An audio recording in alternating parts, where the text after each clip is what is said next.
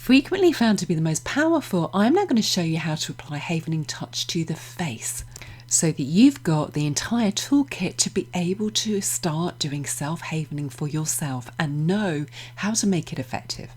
Now, the third, and the one that I said is most powerful, is our face. Now, there are so many variants of this with people. So frankly, it's the one that you find the most soothing, the most powerful for you.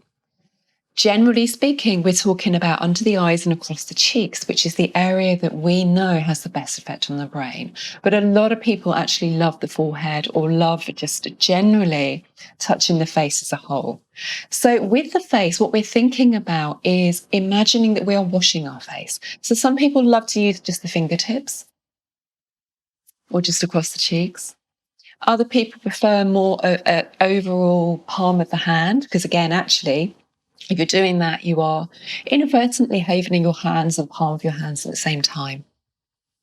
So these are the three areas of the touch. In the other videos in this series that you can see the link for above, I'll be showing you the other forms of a havening touch. And of course, if you want to stay in the know, hit like, I'd be so grateful, and subscribe so that you can get more of the same.